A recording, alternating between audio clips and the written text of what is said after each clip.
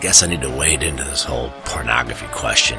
Matt Walsh proposed that pornography be outlawed, made against the law. There's an outcry, especially among libertarians. So here I am, a libertarian, self-described, and a Catholic who hates pornography with a passion.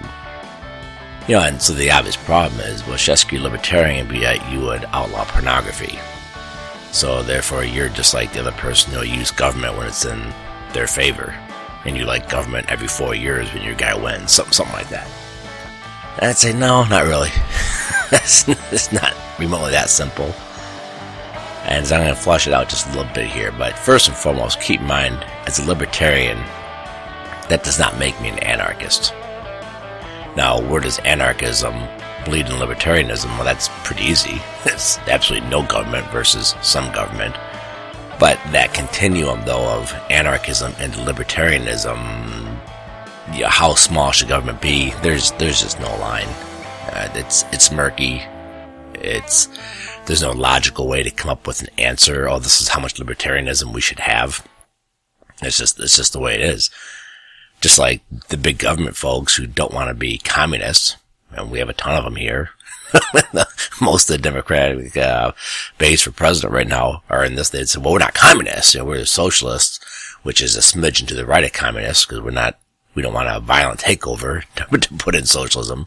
And then you have people to the right of Bernie Sanders, barely, some of them, like Warren. but it's like, well, where do you leave from big government liberal to socialists? And part of there is, when you hit it, kind of like anarchism, you go from anarchism when you admit a little bit of government, you've left anarchism, and you've left socialism when you admit a place for maybe a smidgen of private ownership of the means of production. So anyway, it's not just a libertarian problem trying to find this. So anyway, where do I stand on it? Well, one, I'm against the national law. I hate national laws. I really, really, really, really hate international laws. Because before I'm a libertarian, I'm a subsidiaritist, which is the Catholic teaching that the smallest unit of government should take care of its own affairs before relying on bigger units of government. That's my core principle. I don't want any big government tell me what to do. I don't want anyone making laws for me that I can't reach out and punch in the nose. And yes, small governments are rife for abuse as well, but at least I know who's doing it. It's not this unnamed force effing up my life all the time. Some bureaucrat in Washington that I'm lucky to get on the phone, much less to actually see at the coffee shop. So first and foremost, I would be against a national law that prohibited pornography. Contrary-wise, I would be, and always have been, in favor of local laws that would prohibit it. I would say to hell with the First Amendment in a small town. And that's a little strong. I don't really believe it quite that much. Although actually when it comes to the First Amendment, yeah, I'd say that's a national issue, and the federal government can't abridge the First Amendment. And as for the local government, I'd be like, well, like in my small town, I could move half mile and I'd be out of my town. So if my town had all sorts of restrictive laws on pornography and I can't get my midget porn like I'd like to, well, I could probably move out to one of the townships who may be more libertarian, who might permit it. So I'll give far, far, far more leeway for local control over such thing as pornography. There'd be one way I would reconcile my hatred of pornography with my hatred of big government. It's like, well, I wouldn't have the big government come and make a law. Now, the whole principle that some government official would tell me I can't watch porn or look at porn just in general, how do I square that with my libertarianism? And that goes back to anarchism. Well, if something is a grave evil, a horrible thing, like murder, rape, even incest that creates these big jawed kids and all sorts of birth defects, government would have a grounds come and say, we're not going to allow that. Again, I'm not an anarchist. I do believe porn reaches that level to any objective observer. You're going to be very hard pressed to find anyone in prison that was not wrapped up in pornography at the time they were committing their crimes. I shouldn't say wrapped up, but pretty much every criminal, hardened criminal, And definitely every sexual criminal out there, without exception, was into pornography at some level when they're committing their crimes.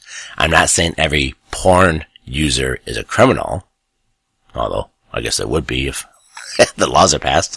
No, I'm not saying every porn user is a criminal. I am saying every criminal is a porn user. And I'm sure we can find exceptions out there. But I would be willing to bet even mild prisoners, I mean non-violent offenders, but I am talking prisoners, so I'm talking pretty much people doing more than 1 year of time. Okay, I'm not talking the guy who got a second drunk driving violation and is doing, 2 months or something like that in the local jail. Anyone in prison itself, I bet you the people who were using porn at the time of their arrest for these crimes that ended up putting them in jail for more than a year, even if it's embezzlement or something like that, I'll bet you the number of them that use porn is sky high. Porn does things to you. It inflames the passions. It inflames the lust. It is, by its nature, self-centered, where you're fantasizing about doing this or that to this girl, taking her, devouring her, doing whatever it is. It is, by its nature, inflammatory of the subject. Talk about the subject-object. With porn, it's all about, I just have this amazing self-centered need to jack off, or whatever it is you're doing. So it's just like when I find myself, I drink too much. I'm not probably talking about that later in this podcast. When I find I've drank too much, I find myself, I'm weakened the next day or two to all sorts of other type passions. I might lose my temper more or whatever. I find myself just more drawn to those type of things. And because pornography is so self-centered and so inflammatory of St. Paul's flesh, the ego, whatever you want to call it, yeah, I think you could justify outlawing it. I think if you really looked at the objective empirical evidence, it's going to tell you it's a scourge on society and leads to all sorts of other problems. And I'll tell you this, if you can freaking ban smoking in a bar, like we've done throughout the United States, I know there's some states who haven't done it yet, but you sure as hell can ban pornography if you're looking at respective health crises. In this regard, I guess if you really want to know where I come down to it, I think it's time for at least the government to use some of that taxpayer-funded money to engage in a serious study. Objectively look into, are things Shesky's saying now really, really freaking true? Is every criminal, or nearly every criminal, a porn user at the time they're committing their crimes? Is every single freaking sex offender using porn? Because that I'll bank money on in a heartbeat. If you're out banging a dog or a 12-year-old kid, I bet you anything you're using pornography. Is that really true? Does every minister who strays and starts banging members of his flock using pornography? If this is all true, and then we can then draw a link, which, again, it ain't hard to do. If you can draw a link between pornography use and acting out on those desires, yeah, maybe it's a public health crisis. And if you're saying that government's good for anything, can it at least try to discourage or kill or outlaw things that are blatantly horrible for society? And even libertarians say, yeah, you can. And you can say, well, the proof's not in yet. That's fine. Let's at least start investigating these claims from the Catholic Church and the Christian right. Maybe like Angela Dworkin. I think she was one who talked about, the evils of pornography and how it objectifies women. So certain members of the social justice or postmodern left who agree with this position that pornography is awful, let's at least fund some research. Let's find out if it's really true. And again, I don't think it's anecdotally things I know. If you look at it objectively, let me tell you this. If you look at the evidence that's out there that I've seen and still conclude, oh, pornography's not that bad, I'll bet you $10 you're looking at it. No one wants to gore their own ox. So it's like, oh, I got those sins myself, and I don't really want to stop looking at magazines with one hand. So I guess I'm not. Pornography's not that bad. One thing I've really hated looking at this thing, and this is exemplified in the First Things article. First Things is a great magazine, by the way. Love it. I think I might renew my subscription next year.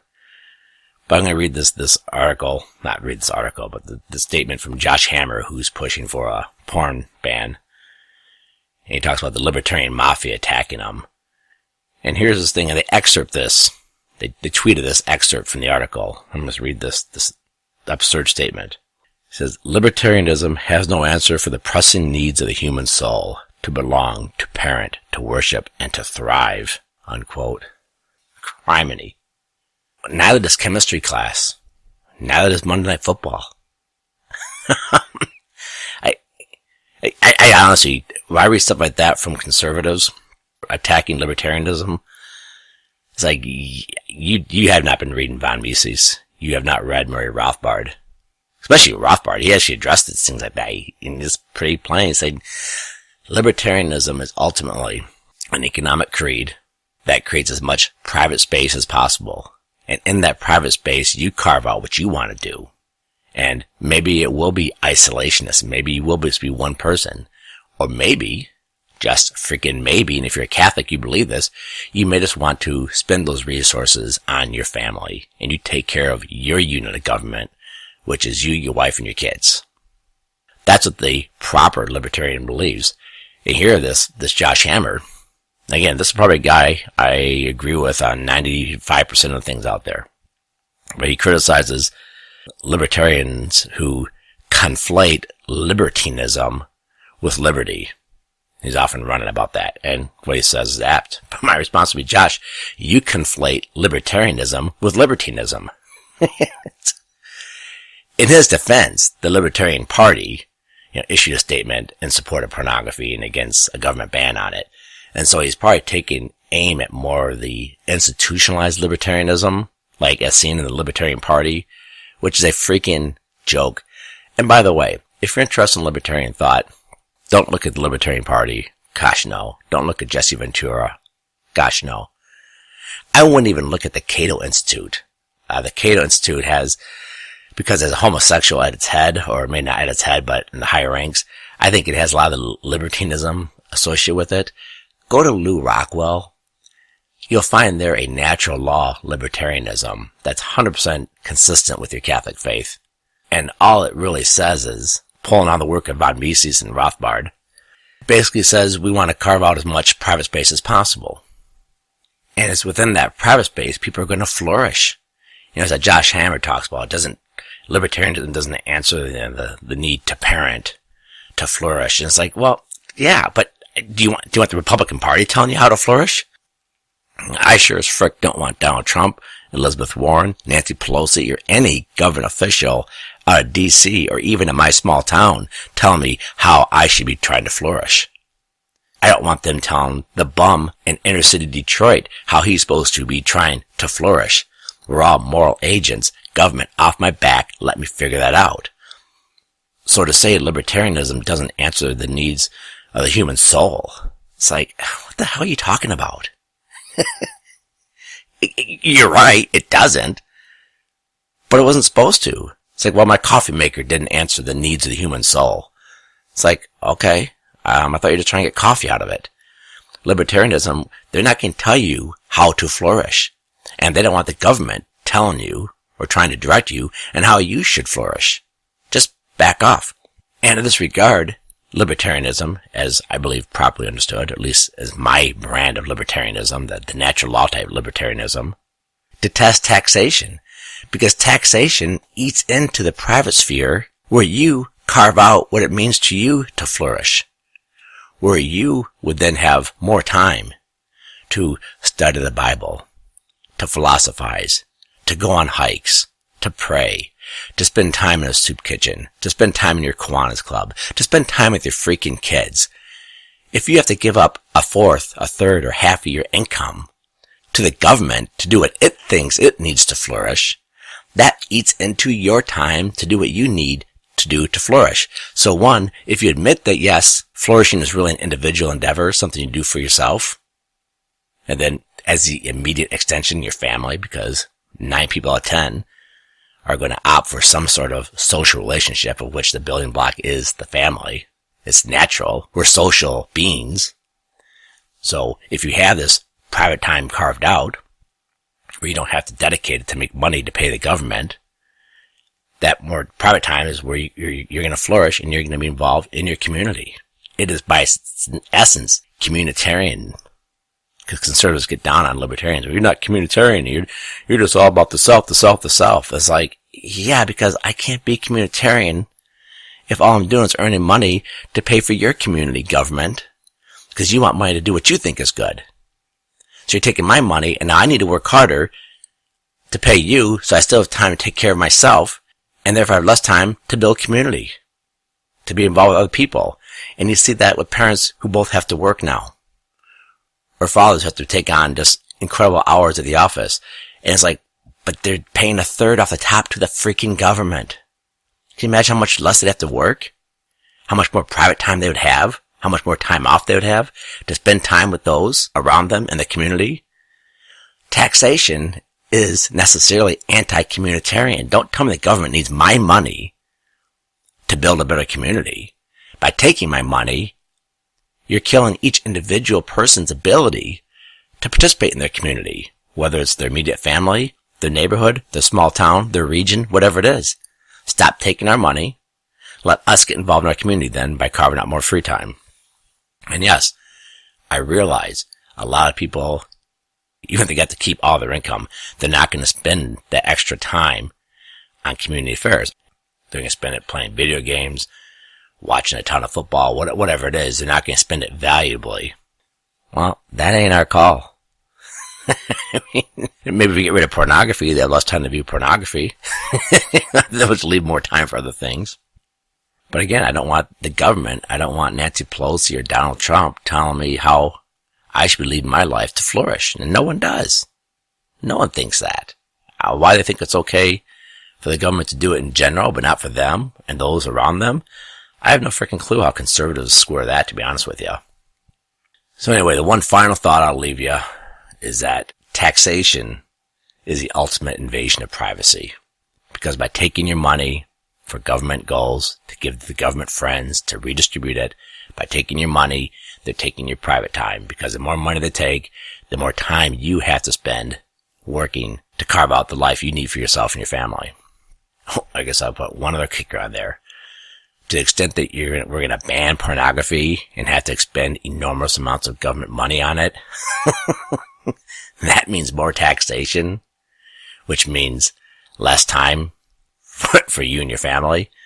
That's where I'd say, really where pornography starts running up against libertarianism. Because again, my point is that pornography is, one, it's a great societal scourge and ought to be banned. Yes, I believe that. Not at the national level, but the state or local level, yes. I think it's definitely warranted. And I don't think it's inconsistent with libertarianism. Maybe with anarchism, but not with libertarianism. 2, I think it's time to start fleshing it out. Maybe with some studies or whatever. Start seeing just how harmful this thing is. Again, and I realize there are a ton of problems with the studies. They'll be skewed. There'll be special interest groups trying to glom onto the federal money and all sorts of abuse. So how you do that, I'm not exactly sure to get good results, but whatever. 3, I think a ban on pornography could be condemned by a natural law libertarian on grounds that it's going to take up a ton of tax money to do it, and you're going to eat then into the private sphere where human flourishing probably does take place. Anyway, just a few thoughts there. Alright, let's do some lightning segments. First off, this will be the last episode of 2019. I can see the calendar. There ain't no way I'm going to get one off next weekend. As you may have noticed, I didn't even get one off this weekend. This is Monday I'm putting this together. And that's for one simple reason. I had a massive hangover Sunday morning. Oh my. It was one of those hangovers that I call like an existential hangover. Or a paradigm shifting hangover.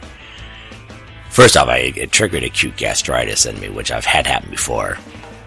That's where you just can't stop throwing up. It's the lining of your stomach gets inflamed, triggered from alcohol, and then you can't hold anything down. And my doctor, who's a pretty sane guy, an Indian fella, I know he drinks some wine. He told me he drinks a little bit of wine here and there, but not much of a drinker. But he knows about drinking. He said, no. If you're hungover, you might throw up once, maybe twice. But if you find yourself throwing up 3, 4, 5, 10 times, you can't hold anything down, that's acute gastritis. Yeah, so I went out, a long, morbid story. I can't get into all of it, but on Saturday, I had no appetite. Don't know why, just didn't want to eat. I probably had 800 calories. And then my family and I were going to a concert in a neighboring town. And one thing after another went wrong. And so bottom line is I couldn't eat. And ended up at a bar, not having eaten pretty much all day. And started drinking. And it tasted really good. Ended up 4 gin and tonics into it. And I was just gone. It was horrible. And I was really bummed out too. I was like, man, we're on the eve of Christmas, and here I've gotten way too drunk. I was really, really bummed out about it. Wasn't crying or anything, but I was just like, oh man, yeah.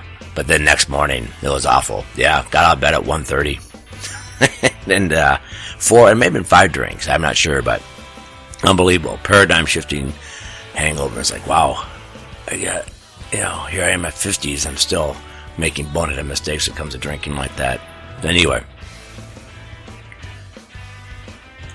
my first couple of lightning segments deal with drinking. One, if you want a festive holiday drink, make some electric lemonade. It's blue. It's not green or red, but it's blue, but it's a real neat blue, and it's made from blue curacao. Yeah, the recipe's pretty simple. It's 2 parts squeezed lemons and limes, 3 parts simple syrup, 3 parts vodka, 2 parts blue curacao. So you mix all those ingredients together, shake them up really good, pour it over ice into a glass about 2/3 of the way, then fill the rest of the way up with 7-Up. Not Sprite. And that's because Sprite is a Coke product, and they released that awful commercial about this father being inspired by his son who came out as gay. It's the most awful piece of pro-leftist type tripe ever. Coca-Cola will be ashamed, and therefore Sprite sucks. No, I believe all that. But for some reason 7-Up does a better job with this drink than Sprite. There's not a huge difference, but I was stunned when I first started screwing around with electric lemonade. I was like, man, 7-Up just is far, far better than Sprite. And other people who tried it agreed with me. It's just I shouldn't say it's far, far, far better. It was noticeably better than Sprite, but Sprite would work as well. But I talk about with 7-Up, it's a great drink. So I'm beginning to watch South Park with my kids. And man, I didn't realize just how dirty it could be at times. Man, kind of bumming I got my 2 youngest kids watching it with me. But we're watching a Christmas episode from season 13, so it's I don't know, 7 years ago, whatever.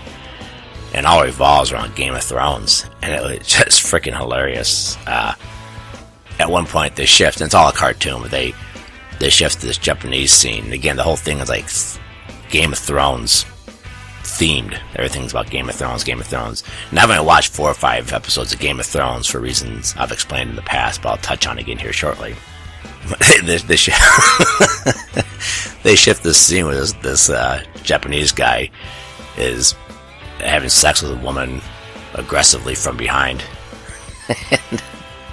And then just in the middle of the skit, and the guy gets done, and they proceed with their with the dialogue. And I hate pornography. But that cracked me up, but it got me going back to the whole Game of Thrones thing. That TV show is absolutely freaking filthy. I honestly, to this day, I cannot understand how Catholics could watch the Game of Thrones. Again, I watch it, and I love what I saw the first 4 or 5 episodes, and what I picked up on here and there. That type of thing. You're talking about a guy who was like a Lord of the Rings expert, or at least a nut back in middle school, freshman high school. I have a whole shelf in my library devoted to J.R.R. Tolkien. I love stuff like that. But I was like, I can't watch Game of Thrones. I mean, these are pretty freaking hot chicks, and they're showing them having sex all the freaking time. And then I see them priests, Game of Thrones, love it. It's like, really? How the frick? Wow. And it brings me back to the end about the monks walking through a town back, 400 AD. And a beautiful woman goes riding by naked on a horse, and all the monks averted their eyes, and afterwards the leader, the monk, says, he goes, "Didn't you look?"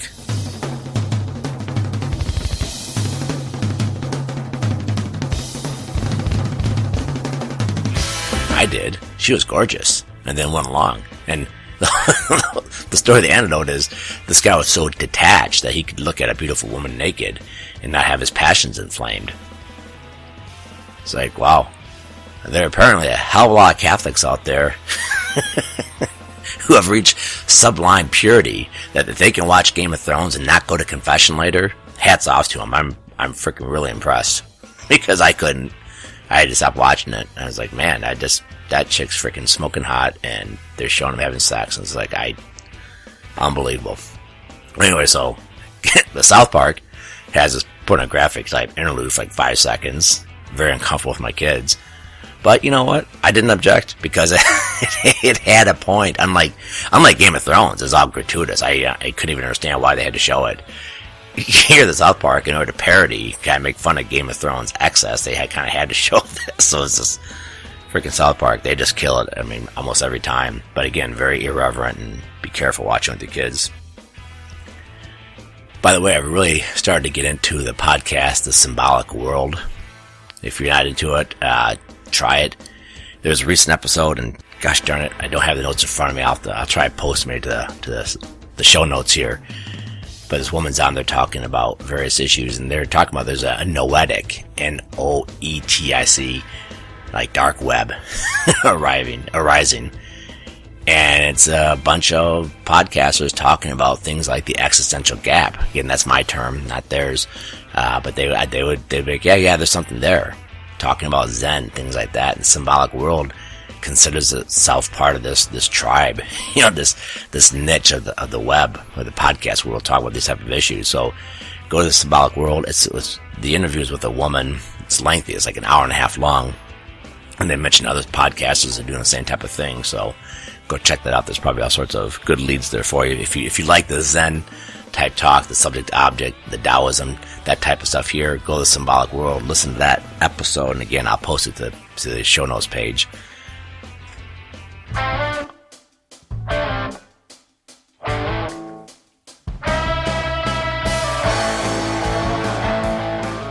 Alright, that's going to be a wrap for this week and for 2019. My apologies for the brevity. That illness really put me behind the 8 ball. And I'm in a good mood about it, where everything's cool, but just simply don't have time to do a lengthy podcast, or maybe even a polished one this week.